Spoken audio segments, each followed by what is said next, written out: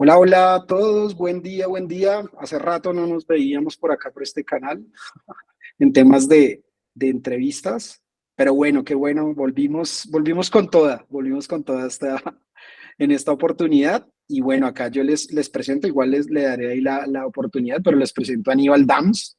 Eh, Aníbal Dams tiene ahí una trayectoria bien grande en temas de marketing, analytics, y lo interesante acá es que esa experiencia ha sido muy en compañías a nivel, o sea, digamos que han tenido un impacto global.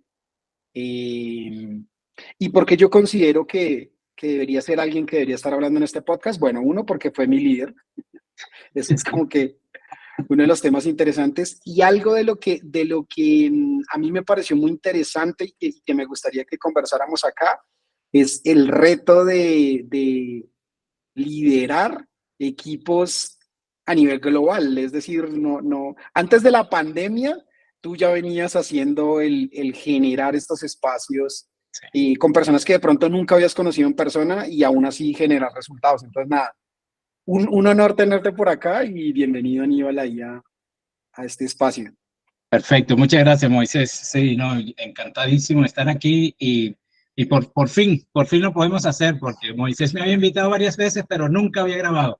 Entonces ahora ya estamos aquí. Pero sí, es un tema de verdad bastante interesante, porque como bien lo estabas diciendo, ahora es tema común. Todo el mundo te está trabajando desde cualquier parte del mundo. No hay, no hay restricciones en muchas compañías. Siempre que estés en un lugar donde tenga internet, no importa que estés en la luna, siempre y cuando tengas conexión a internet, ya está listo, ya no hay problema. Esa flexibilidad fue algo que, de hecho, yo empecé a experimentar mucho antes de la pandemia. Y vamos a llamarlo el catalista de entender esa necesidad fue yo personalmente haber emigrado de Venezuela a Irlanda, luego a Singapur, luego a Estados Unidos, y eso fue con la misma compañía. Entonces yo me di cuenta que no importaba y siempre tenía que estar en contacto con una de las otras oficinas. Entonces yo personalmente me di cuenta que era posible, era completamente factible ser productivo, aun cuando no estuvieras en tu casa matriz y aun cuando no estuvieras en tu país y aun cuando no estuvieras de repente, mientras estabas viajando, no había oficina. Cuando yo empecé a trabajar, por ejemplo, con una compañía, cuando me movía a Singapur, eh, creo que las primeras dos semanas yo estaba trabajando desde un hotel. Esa experiencia propia entonces me dio los tips y me dio la manera de como un primer, vamos a llamarlo taste, de que era posible trabajar de manera remota, pero eso es solamente, esa es la parte mecánica. Estás hablando únicamente de que, claro, tienes un laptop, tienes conexión a Internet. La parte realmente difícil es cómo creas tu conexión, como tú bien lo dijiste, con alguien al que jamás en tu vida has visto. Y aún peor, al que jamás en tu vida de repente veas, porque ahí es donde viene el challenge. Eh, Y eso sí ha sido bastante más difícil. Porque, por ejemplo, cuando nosotros estábamos trabajando juntos, y tú recordarás, lo primero, yo creo que fue en las primeras 3 semanas, fue Moisés viaja a Miami.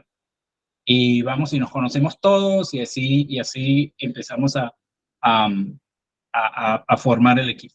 Luego yo viajé allá a Bogotá, cuando estaba liderando otros equipos, tuve la oportunidad también de viajar a otros países donde ellos estaban, ahí no había problema, pero cuando estás hablando de países que están bastante remotos, ya eso es otra cosa, y ahí ya se pone, ya tienes que buscar ese punto común, no de manera, llamémosla falsa, no interesarte en la persona de manera hacer un TikTok, ya le pregunté de la familia, ya le pregunté de los amigos, listo. Sino realmente, genuinamente, interesarte en lo que hace esa persona. Si a la persona le gusta esquiar, o si a la persona le gusta inclusive algo, y es mucho mejor cuando le gusta hacer algo que el líder nunca ha hecho o que el líder jamás le interesó, porque eso te obliga a que investigues y a que te empapes del tema y puedas hablar de él y decir, ah, mire, estuve leyendo de esto, y así generas esa conexión. Pero eso es bien, bien difícil. Y esto es un poco, es un poco como lo que estabas hablando, te voy a hacer quote a ti mismo. Estabas hablando del hilo rojo en uno de los capítulos y de cómo esos hilos, sin hablar de temas románticos ni nada de eso, pero yo creo que hay, digamos, otro hilo, llamémoslo hilo azul, que es ese hilo de la amistad, y ese hilo sí lo tienes que tejer tú, porque de otra manera eso se rompe muy, muy fácilmente. Y yo de verdad siempre he sido partidario, la gente dice, no, yo una vez trabajé con alguien de recursos humanos que me dijo, yo no tengo amigos en el trabajo. Literalmente, yo le dije, mira, vamos a salir a tomarnos un café. No, porque yo no tengo amigos en el trabajo. Y fue tajante, en ese momento fue chocante, pero yo entendí su punto de vista. Yo soy completamente al contrario. A mí me gusta hacer amigos en el trabajo, porque desde que te levantas a las 6 de la mañana hasta que te vas a acostar, el 80% de tu día es en el trabajo. Entonces, es la manera más placentera de hacerlo. Sí, la gente con la que estás trabajando tiene algún. Ahí, ahí yo creo que algo como de lo que tú estás diciendo, nosotros como latinos y al ser vecinos tenemos esa esencia, o sea, Sí, en general, ¿no? No, en general la mayoría de las personas tienen como esa magia de conectar con otros, de hablar, pero ahora cuando la cultura cambia un poco, cuando no encuentras esa cercanía, ¿cómo lo manejabas ahí? Que lo que tú decías, de pronto con nosotros como colombianos, bien, hay una cercanía, hay cosas que conocemos, hay cosas en común, pero cuando no, digamos, cuando estabas en Irlanda, cuando estabas en Singapur y adicionalmente, ¿cómo eso lo traes a equipos mixtos, que era lo que nos pasaba a nosotros? Sí, es decir, como que nosotros conectábamos con Latam, conectábamos, pero también tenemos que conectar con Asia. Entonces, sí. como que, ¿cómo logras tú ahí como líder buscar que se genere esa conexión? Sí, y ahí sí estoy haciendo trampa, porque como por haber vivido en Asia, fue que yo he podido hacer conexión cuando estoy trabajando con gente en Singapur, gente en India, Malasia, Indonesia, porque yo viajé a esos países. Yo experimenté la cultura y entiendo que no es, la conversación que tienes es una conversación completamente distinta a lo que puede tener uno, el latino. Eh, y muchas veces, y eso no es tanto la cultura y la nacionalidad, sino también cómo es la gente. Si el upbringing ha sido muy conservador y ha sido, o sea, muy serio, no si empiezas a echar chistes, lo más seguro es que generes una barrera inmediatamente, no te tomen en serio y ya rompiste ese nexo que pudiste haber logrado. Entonces es un poco entender en los primeros minutos con quién estás hablando. Eso es primordial. Luego, tener ese trasfondo cultural de saber cuáles son las cosas que puedes decir contra las cosas que no puedes decir, no que van a caer mal. Y eh, al final, sinceramente, yo he visto gente que tiene cero, llamémoslo, entrenamiento, no cero entrenamiento, sino su parte, como digamos, de political correctness está muy, muy mal, en el sentido que pueden decir cosas que son atroces, pero el hecho de que tengas esa empatía y como estaba diciendo antes, que seas genuino, que realmente quieras entablar un tipo de relación con la persona, eso abarca muchísimo y eso hace que la persona entienda que tú estás haciendo, que cuando haces un comentario lo estás haciendo de manera genuina y que realmente te estás interesando por lo que haces. Así que es similar, siempre tienes que tener en cuenta el trasfondo cultural, pero es similar en las diversas culturas. Ahí quiero devolverme un poco y bueno, o sea, estamos hablando de una experiencia de alrededor de que, digamos, en este entorno yo pensaría, sin ánimo de delatar tu edad, claramente, Listo, sino, tíralo pues. sino más decir, estamos hablando de alrededor de que unos 15 20 años aproximadamente que has venido con esta experiencia. ¿Cuándo fue ese primer momento en el que tú dijiste, uff, venía haciendo cosas muy operativas y ahora lidero un grupo de personas? Como que recuerdas ese momento de qué pasó contigo, qué pensabas, qué sucedió en ese momento. Bueno, hubieron dos momentos. Muchas veces las compañías cometen un error terrible y que con experiencia y entrenamiento, obviamente siempre tienes que tener entrenamiento, coach, pero con experiencia te das cuenta de ese error. Y el error es, imagínate que tienes un analista, una persona que es únicamente lo que hace, vamos a hablar un data engineer, eso es código, código, código. El tipo es un fenómeno y de la noche a la mañana le dices, listo, aquí tienes a un equipo de 10 personas, maneja. Eso no es lo que la persona está acostumbrada a hacer. Y eso fue exactamente lo que a mí me ocurrió. La primera experiencia que yo tuve fue cuando me promueven a manager y me dan un equipo sin entrenamiento de ningún tipo. Entonces fue una experiencia bastante, vamos a decirlo, como dicen aquí, rocky road. Fue bastante duro el camino porque fue un trial en donde no se me había hecho el setup para que yo pudiera tener éxito y fue bastante difícil. Al final seguí con la compañía y perfecto, pude alisar todas esas cosas, esas arrugas que se hicieron al principio.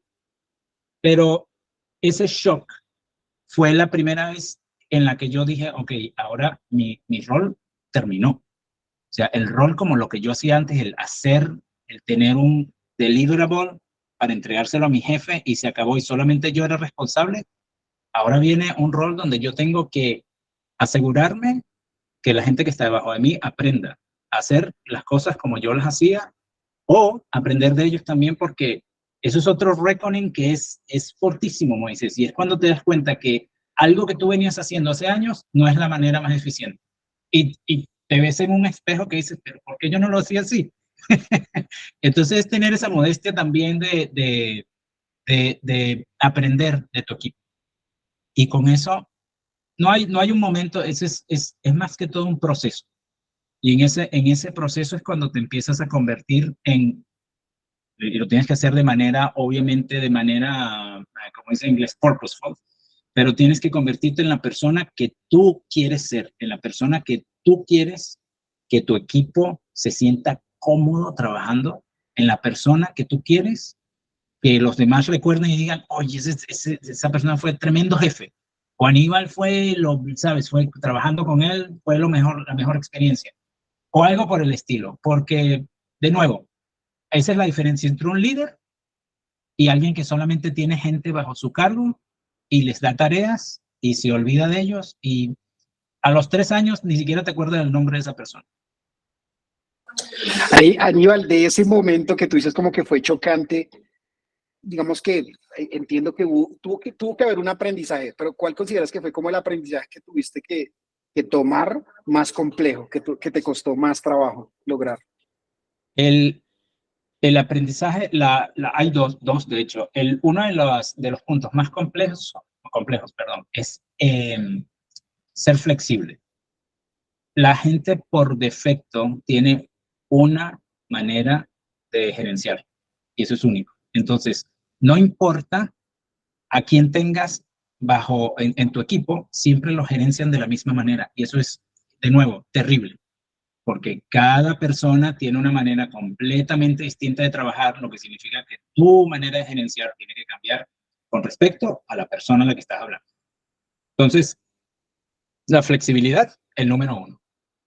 Y el aprendizaje más grande, y esto me lo dio a mí durante todo este proceso un coach que tuve, Angie, tremenda coach, me dijo, tú tienes que estar cómodo con la incertidumbre. Y de nuevo, estás hablando de una persona que está en Analytics donde los números, aquí está el número, esto es 5 y se acabó. Cómodo con la incertidumbre. O sea, y estar cómodo no significa estar cómodo tú, sino darle ese confort también al equipo de, en momentos de incertidumbre, managearlos para que ellos se sientan bien y no se sientan amenazados y no se sientan como que sus trabajos están en peligro o que van a haber repercusiones si hacen algo mal. Toda esa parte. Y eso fue un aprendizaje muy grande. Y tú mencionabas que había habido dos momentos en los que sentiste como, volviendo a la pregunta de como cuándo fue ese primer momento, y mencionabas Sí. el primer momento fue ese. ¿Cuál fue ese segundo momento en el que sentiste Que, uy, otra vez me tocó. O sea, por qué repetiste la historia? ¿Qué pasó? ¿Por qué dos veces? No, no lo repetí, sino el primer momento fue la manera chocante. El segundo momento es cuando ya a mí me toca liderar un cliente global, un cliente que realmente estaba en más de 60 países. Y ahí no hay manera de esconderse. Ahí sí es verdad que ya no estás ni siquiera hablando con tu equipo, estás hablando con clientes en diversos países, con diversas culturas, expectativas, eh, cosas tontas como que en muchos países del Medio Oriente el primer día de la semana no es el lunes. Entonces ya todo, ¿sabes? Todo eso tienes que amoldarte a toda esa gran cantidad de nuances. Eh, y esa fue la manera en la que calibrar un cliente global con un equipo que no solamente estaba en un país, sino en diversos países. Ese fue el otro aprendizaje, pero ese no fue tan chocante porque ya venía preparado y ese no fue tan chocante porque ya era algo más de nuevo. Tratar de crear esa cohesión entre las expectativas del cliente, las expectativas que habían del equipo y comunicar eso de manera digámoslo, cohesiva para que se pudiera entender. Pero ese fue el segundo, el primero fue un reckoning, el segundo fue más como que ahora sí voy a aplicar todo esto que aprendí antes. Genial. ¿Tú crees que, no sé, algo de tu cultura, de tu infancia, de, no sé, de tu forma, de tu esencia, tuvo algún impacto en esto de pasar de, digamos, de lo que tú decías, de ser alguien conociendo datos y ejecutando y haciendo como lo operativo? ¿Crees que algo de eso fue valioso para poder como que tomar ese rol de líder y decir, uff, y cuando lo recuerdas dices, sí, creo que desde mi infancia o desde mi familia, o eso es algo que yo traigo presente como líder? Sí, me imagino que obviamente es cuando es la gente que te influencia durante tu vida, ¿no? Y si las personas que tienen una gran influencia son líderes, llamémoslo líderes naturales, a su manera, con sus bemoles ya es algo que empiezas a decir, yo quiero ser como esa persona. Y para mí el ejemplo fue muy cercano, porque mi papá, mi papá cuando estaba trabajando, él está retirado ahorita, pero cuando estaba trabajando era un profesor de colegio. Y, pero yo notaba cómo cuando mi papá entraba a una conversación o iba a algún lugar, inmediatamente todo el mundo lo empezaba a escuchar. Tenía ese aire profesional que hacía que lo que se llama command the room en inglés. Eso era inmediato. Entonces fue algo y es algo que te das cuenta muy rápido cuando eres niño y empiezas a hacer, yo quiero ser así, porque cuando yo entraba a un cuarto, a mí nadie me prestaba atención. Es ese tipo y eso va muchísimo eso ya son otras, digámoslo, traits que son más como lo voy a llamar teatro, pero sí son cosas así como la postura que asumes cuando entras al cuarto, tu tono de voz, la proyección de la voz, todo eso influye muchísimo para que puedas llegar donde inmediatamente la gente diga, esta persona sabe de lo que está hablando, vamos a callarnos la boca y vamos a escuchar lo que está diciendo. Y cuando llegas a un cuarto y eso es preparación también, llegas mal preparado, empiezas a hablar por todos lados, no sabes que realmente no haces un punto claro, ya empiezas a perder la audiencia. Y lo más triste es que lo notas. Eso lo notas inmediatamente cuando la gente empieza a voltear a un lado, empieza a chequear el teléfono y ya ahí perdiste la audiencia. Pero sí, fue esos rasgos de liderazgo al principio de mi edad que yo empecé a notarlos y siempre quise ser así. ¿Y sientes hoy que lo eres, que sí lo usas, o sea, lo aprendiste y dices, sí, hoy más o menos puedo decir que, que logré aprender de mi maestro? Más o menos, como lo dices tú. Siempre, eso es otra cosa que la gente tiene que evitar, que es, quedarse sentado y decir, ya lo hice, ya lo aprendí, soy un líder, no necesito aprender más. El mundo cambia y obviamente la manera en la que podías hacer que la gente te respetara hace 10, 15 años no es la misma manera en la que puedes hacer que la gente te respete ahorita.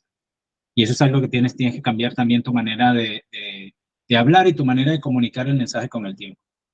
Pero sí, obviamente, por lo menos ahora cuando entro a un cuarto, se calla en la boca. Puede ser por viejo. ¿Pues este quién es? Sí. Ok, ahí, digamos, de todo este recorrido, ¿tú cuál consideras que ha sido como, de seguro varios, como nos pasa a todos, pero cuál consideras tú que ha sido como uno de los, lo llamaré error, que tú digas como, uff, esto me trajo mucho aprendizaje y que tú dirías, yo no volvería a hacer eso en una posición de líder, porque sí tuvo un impacto. ¿Cuál consideras tú que es como de varios, cuál elegirías? Bueno, el que más me ha dolido, si te soy sincero, fue una vez que yo cometí un error y fue el error de hacer como Poncio Pilato y lavarme las manos. Eso fue, y eso todavía, aunque tú no lo creas, y es una de las cosas que uno también tiene que aprender a dejar ir, pero es algo que todavía, digamos, me persigue en el sentido laboral, pero es un buen aprendizaje porque ya yo estoy muy aware de que eso no se puede hacer. Pero sí, si tú estás en un equipo, hay una persona que no está, y de nuevo, no es que no está funcionando, sino que a los ojos del equipo no está funcionando. Y todo el mundo viene y te dice, mira, esta persona no sirve, no sirve, no sirve. Ese fue mi error. Mi error fue decir, ok, se lo pongo de vuelta a ustedes, ¿qué vamos a hacer? Y obviamente la respuesta fue, saca a esa persona. No, porque allí yo debía haber, tomado más responsabilidad y haberlo hecho, no haber hecho como Pilates y Pilato y lavarme las manos y decir, ustedes encárguense del problema. Porque no estoy diciendo, y yo creo que sinceramente la persona igual había, ¿sabes? Había que tener la charla y lo más seguro es que también se hubiera ido. La decisión iba a ser igual. Pero es esa sensación de desconexión, de que no tuviste, no colocaste el swim lane, digamos, ¿no? Por llamarlo de alguna manera. Eso es lo que a mí me persigue en el sentido de que no lo vuelvo a hacer, no vuelvo a hacer ese tipo de Poncio Pilato de nuevo. Súper, esa no había escuchado una experiencia así.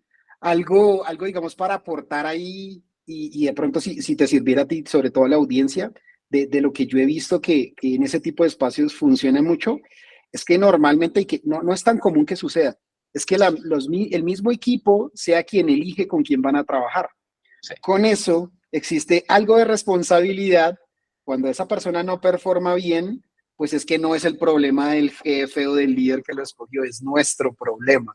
Entonces sí, como que nos apropiamos, sentimos como que, bueno, todos lo elegimos, por lo tanto todos deberíamos hacer al menos un último intento por acompañarlo. Sí, porque sí, lo que tú dices, como no es mi problema y como lo eligió gestión humana, el líder, alguien más, pues para mí es fácil desecharlo, como mencionabas. Entonces, en la experiencia que yo he visto, ayuda mucho el que yo también sea parte de esa decisión porque me compromete, me pone ahí sí, en el de, uff, bueno, yo también hice parte, entonces a tomar mi accountability y decir, bueno, yo tengo que ponerme aquí sobre ese frente. sí. Súper. Yo ahora te cambio la pregunta. ¿Cuándo consideras tú que fue como el momento en el que te hayas sentido más orgulloso de ser líder? Que tú digas como, uff, y esto lo paga todo y que quisieras compartirnos. Um, ese sí es más difícil porque ni siquiera sé, obviamente espero que haya más momentos como esos en el futuro, pero verdaderamente es cuando llegas a una parte de tu carrera, en tu trayectoria profesional, en donde ya estás en una conferencia, en donde estás presentándole a una audiencia, una conferencia, o en donde estás sentado a la mesa con los presidentes de una compañía multimillonaria global. Cuando estás han habido varios momentos, pero es sobre todo ese momento clave cuando a través del proyecto llegas al tope de la ejecución o al tope de lo que sería el liderazgo de una compañía y están de acuerdo con lo que tú estás proponiendo, eso es oro. O sea, no hay manera de describir la satisfacción, porque usualmente eso es un trabajo muy arduo, eso no es algo que pasa en una semana, sino años. Entonces, que tú vayas escalando tu montaña poco a poco y te sientes cara a cara con el CEO global, con el CMO global y te digan, yes, I agree. Eso es increíble. Y de nuevo, eso trae está como estaba diciendo, eso como que dice, ok, lo valió todo el esfuerzo, pero es luego volver, porque usualmente estas presentaciones son muy pequeñas, eso sí, sí hay que traerlo a cotación, tú no vas a ir a presentarle al CMO y al CEO global con un equipo de 20 personas, vas tú y una persona más si acaso. Pero cuando vuelves a la oficina y le presentas a la gente exactamente el material y esto fue lo que ustedes lograron y esto fue lo que se logró, ese recap y todo el mundo, y después a salir a celebrar, porque es un milestone muy, muy importante, es eso. El que te lo diga el CEO y después que tú vuelvas a la oficina y ves la cara de satisfacción del equipo de, wow, realmente estamos haciendo un cambio en esta organización tan gigante y tan expansiva como este cliente. Entonces, eso es muy, muy bonito. Súper, yo por estos días, es más, he estado trabajando en eso y próximamente ahí haciéndoles spoiler, eh, voy a hablar un poco de esto que tú transmites y lo siento, de, de que cuando uno quiere transmitir algo, realmente lo debe querer, ¿sí? Es decir, debe ser genuino, como tú le decías, y lo debo llevar muy presente y debo transmitírselo al resto del equipo. Pero acá mi pregunta es, sobre todo desde un rol gerencial, en estructuras muy jerarquizadas, ¿cómo uno como líder transmite esa misma pasión hacia el último en la cadena? ¿Cómo logra que eso llegue? Porque tú sabes que en el camino se comienza a ir difuminando. Entonces, lo que para ti es fuego, probablemente a los de la última escala les llegue una chispita. Entonces, ¿cómo crees tú que se puede lograr eso? Sí, eso de verdad es cierto. Si tú quieres realmente transmitir el mensaje de la manera tan apasionada en que la quieres transmitir, lo tienes que transmitir tú. Y eso significa que, imagínate que si tú tienes a alguien a cargo de un equipo que te reporta a ti, ya ahí hay una pérdida del mensaje.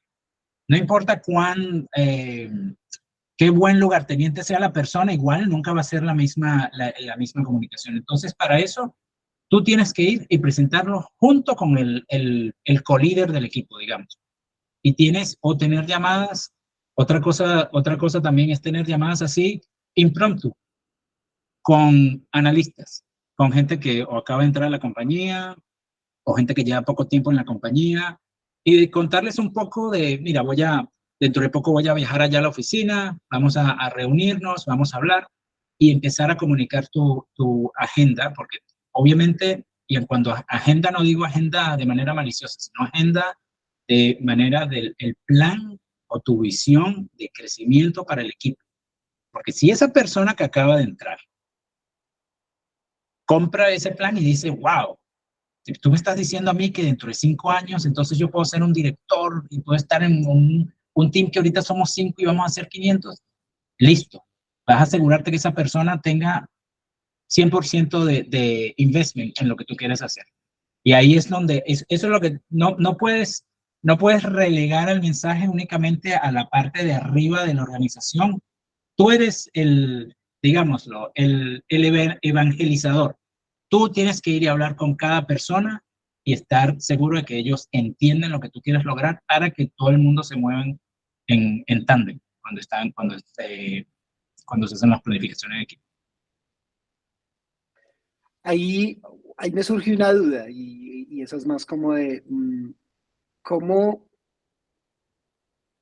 digamos que normalmente de esas posiciones gerenciales que van, digamos, de cara a grandes marcas, a C-levels, eh, ¿cómo de cara hacia los equipos y la estructura que tienes para lograr esos objetivos, logras, teniendo en cuenta un componente adicional, generacional, en especial, digamos, en temas de marketing, desarrollo, hay nueva sangre entrando con un pensamiento, con unos enfoques distintos?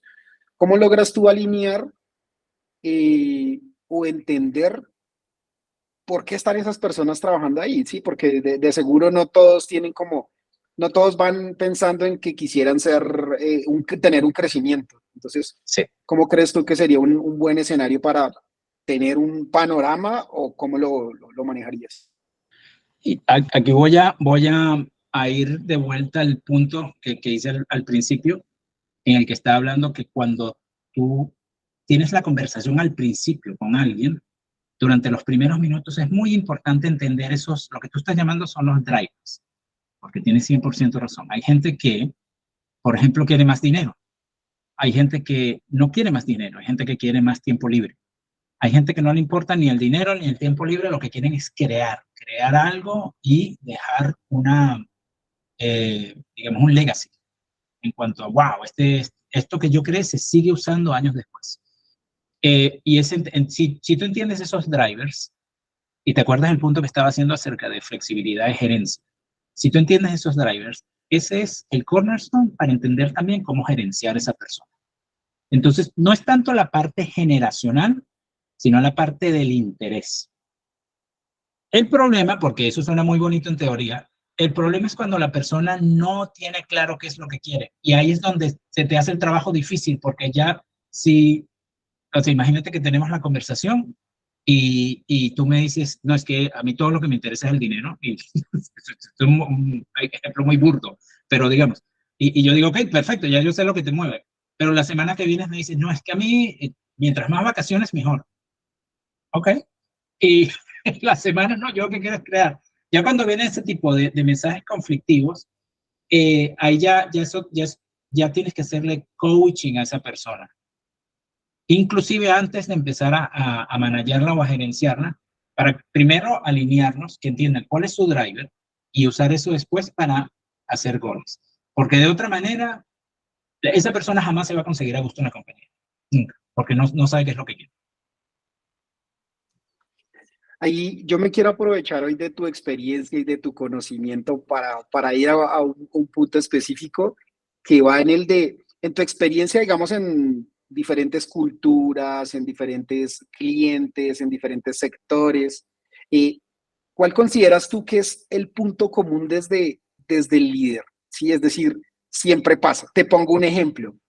Algo que yo en estas conversaciones que he venido teniendo con personas, y te lo mencionaba la vez pasada que hablamos, es que independientemente del sector en el que estés, los problemas sobre los que recaen los equipos son los mismos Sí, por un componente específico y es que son las personas. Entonces, puede que yo tenga un grupo creativo y otro grupo más encorbatado, más serio, pero los problemas que enfrentan son los mismos. sí.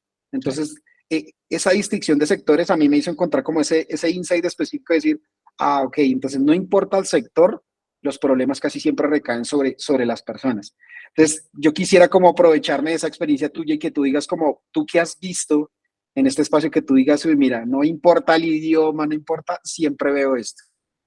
Sí, no, eso es 100% y no solo las personas, sino los procesos en general y creo que fue algo que te comenté también, por eso es que ves que hay veces que en compañías agropecuarias tienes gente sentada en la junta que hace que la experiencia es en telecomunicaciones, que a primera vista dices, ¿qué hace esta persona aquí?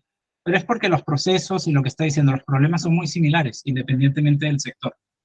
Eh, y recae al final en las personas. Yo creo que de verdad lo que yo he visto muchísimo es cuando tienes organizaciones que no son claras en lo que son, porque eso no le puedes echar la culpa al equipo. Las organizaciones muchas veces pecan de eso también. Cuando una organización te dice en sus valores, nosotros somos orientados 100% comercialmente. Y tú entras a esta organización porque tú quieres hacer sales, tú quieres hacer business development, están 100% orientados comercialmente. entras a la organización y te das cuenta que no hay ningún tiempo de orientación comercial, vas a conseguir un equipo que está completamente desmandado. Y eso es común, y eso lo ve, no importa el sector, porque eso es si el equipo se unió bajo una falsa expectativa, no vas a conseguir cohesión, no vas a conseguir que el equipo sea productivo, y tú mismo te vas a dar cuenta de que tu tarea va a ser muy cuesta arriba, porque no, ¿cómo alineas tú la visión de una compañía que ni siquiera sabe cuál es su visión con tu visión del equipo? Entonces te vuelves al final, otra cosa que ocurre en compañías que están creciendo, es que empiezas a tener pequeños principados. El equipo de Moisés, el equipo de Aníbal, y se comportan de manera completamente distinta. E imaginemos que los dos estamos haciendo teléfono. Los dos hacemos el mismo producto, pero la manera, el comportamiento de los equipos es completamente distinto, y es como si tuvieras islas operacionales. Muy difícil fusionar eso luego. Muy, muy difícil. De verdad, eso es muy prominente, y eso es algo que ves en varias organizaciones y en varios departamentos de organizaciones también. Y eso es algo que es difícil navegar como líder cuando tienes cuando tienes competencia interna que no es sana, sino o indiferencia, aún peor que la competencia, es como que es el equipo de Moisés, whatever, déjalo que él haga lo que le dé la gana. Sí. Entiendo. Esa no la había visto tampoco. Y estaba aquí como pensando en qué momento yo he visto un espacio similar. He visto como a propósito tener equipos durante un tiempo y después romper esos equipos para crear nuevos equipos. Y ahí hay una fricción fuerte en lograr encajar, incluso siempre pensando en que el equipo anterior fue mejor. Entonces, Sí. sí queda, y me hace mucho sentido eso que dices. Bien, bien, súper. Muchas gracias. Un nuevo aprendizaje ahí adicional a eso. Bueno, Aníbal, creo que ya hemos estado hablando un buen rato y hemos sacado ahí cosas muy interesantes.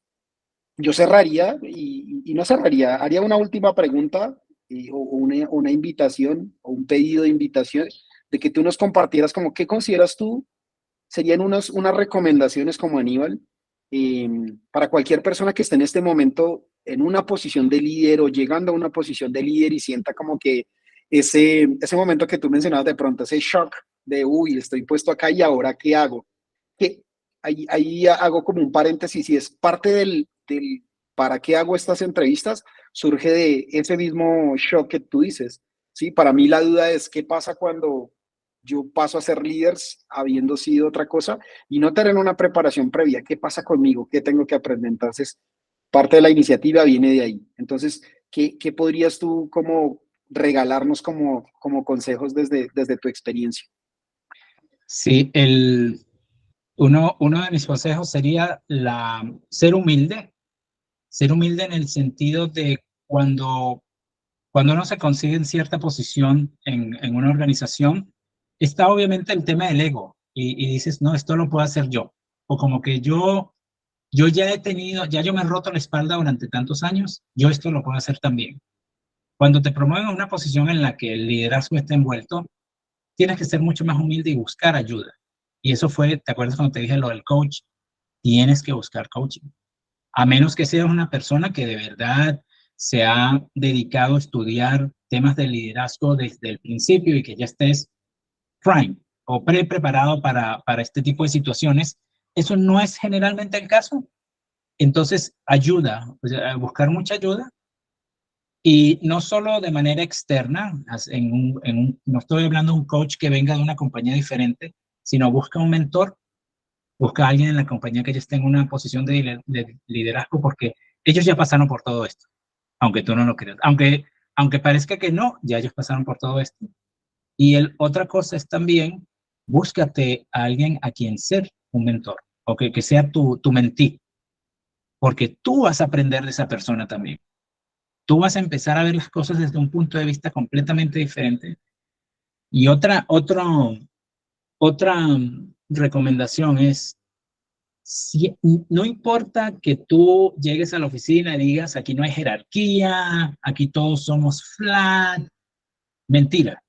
Al tú tener un título de director senior, Global CPG Lead, ya inmediatamente, apenas tú entras a la oficina, creas, cuando los analistas te ven y dicen, ok, esta persona me puede despedir. Pero es lo primero, lo primero que viene a la cabeza.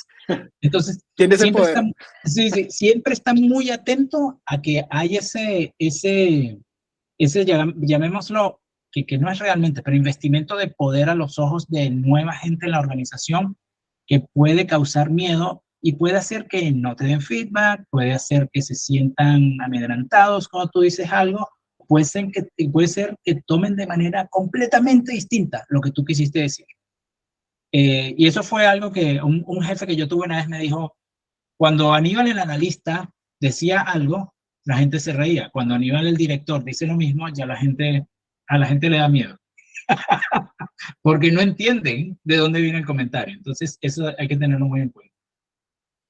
Pero hay como uno rompe esa barrera, o qué debería uno tener en cuenta o saber que existe, simplemente ser consciente de que Saber que cualquier cosa existe. que digas tiene una posición diferente. Ok, Exacto, saber que existe, que tus palabras, ya ahora sí tienes que medir lo que estás diciendo, porque lo que digas va a ser tomado de una manera diferente, así viene de un peer, completamente de un peer.